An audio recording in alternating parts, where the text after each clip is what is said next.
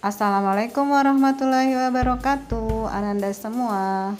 Dalam kesempatan kali ini, kita akan membahas tentang perkembangan teknologi produksi pangan.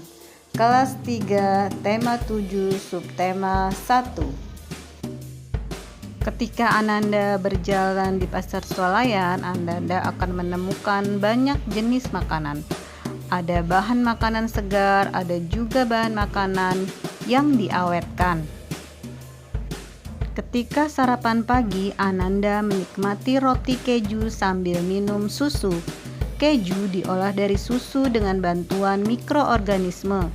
Susu merupakan hasil peternakan. Roti dibuat dari tepung terigu dengan bantuan jamur. Tepung terigu berasal dari gandum.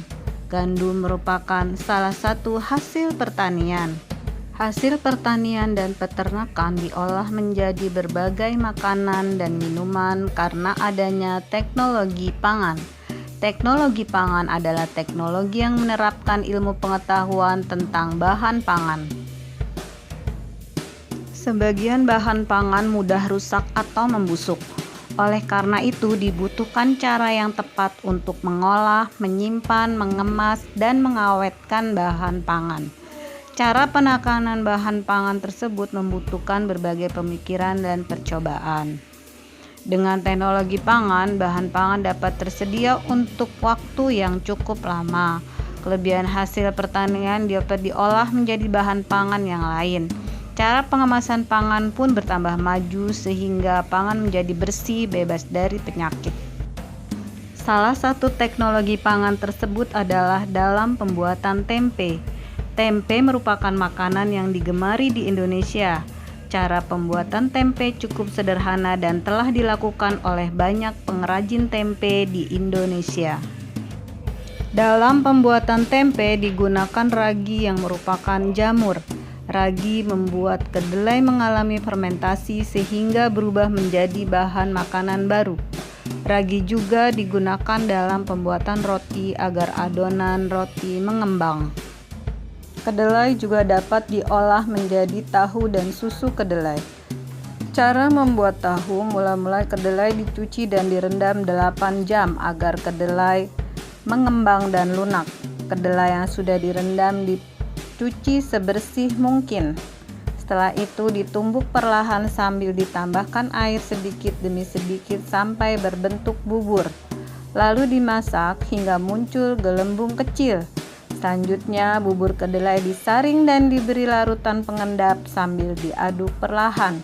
Setelah endapan terbentuk, bagian endapan dicetak sehingga membentuk tahu. Salah satu makanan yang mudah busuk adalah ikan. Ikan diolah menjadi jenis makanan yang tahan lama, salah satunya dengan mengemasnya di dalam kaleng. Selanjutnya ikan dimasukkan ke dalam kaleng. Untuk ikan kaleng yang matang, ikan dimasak dengan menggunakan uap panas sambil berjalan di atas mesin. Setelah matang, dilakukan proses penghampaan ruang dengan menambahkan bahan lain sampai penuh, misalnya garam, saus, bumbu, atau minyak sayur. Selanjutnya wadah kaleng ditutup menggunakan mesin.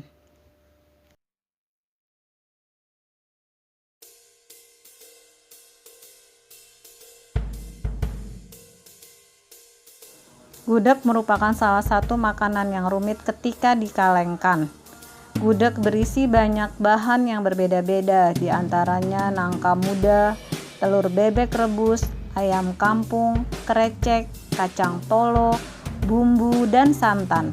Gudeg dimasak bersama bumbu rempah seperti bawang merah, bawang putih, kemiri, cabai merah, lengkuas, serai, ketumbar, gula merah, jeruk, dan daun salam. Semua bahan dimasak dengan kematangan yang tepat.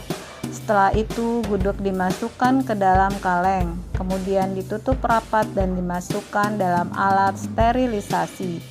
Setelah proses pengalengan selesai, dibiarkan selama 2 minggu. Jika tidak terjadi perubahan, sayur di kaleng diberi label dan siap dijual. Susu diolah menjadi jenis makanan yang dapat bertahan lama, misalnya susu cair kemasan, permen susu, dodol susu, kerupuk susu, yogurt, dan keju. Hasil olahan susu tersebut dibuat dengan memanfaatkan teknologi pangan. Salah satu pemanfaatan teknologi pangan adalah dengan pasteurisasi, yaitu memperlambat pertumbuhan bakteri di dalam makanan dengan cara memanaskan hingga suhu tertentu, kemudian mendinginkannya. Susu cair pasteurisasi biasanya dikemas dalam kemasan karton. Susu juga diolah dengan cara dipanaskan hingga kering dan berbentuk bubuk. Selain diolah agar lebih tahan lama, susu diolah menjadi bahan pangan lain, salah satunya keju, dengan cara menambahkan enzim sehingga susu terpisah menjadi dua bagian, yaitu dadih dan cairan. Dadih yang terkumpul dicetak dan ditekan hingga memadat, sedangkan cairannya dibuang. Dadih inilah yang akan menjadi keju setelah digarami dan didiamkan.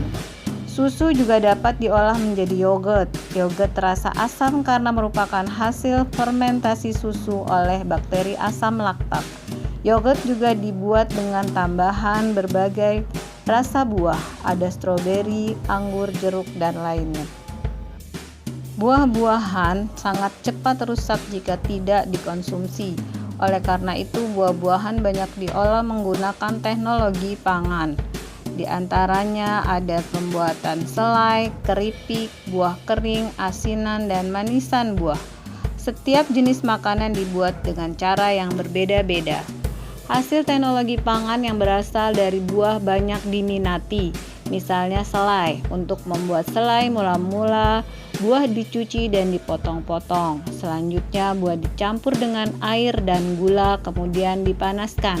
Setelah matang dan membentuk adonan, selai siap dikemas di toples. Sebelumnya, toples dipanaskan lebih dahulu agar terbebas dari kuman. Hasil olahan buah lainnya adalah keripik buah. Buah segar dapat diolah menjadi keripik yang garing dan renyah. Untuk menjaga kerenyahannya, keripik dikemas dengan baik. Kemasan yang digunakan menjaga agar keripik tidak mudah hancur. Demikian pembahasan kali ini. Sampai ketemu di video berikutnya. Wassalamualaikum warahmatullahi wabarakatuh.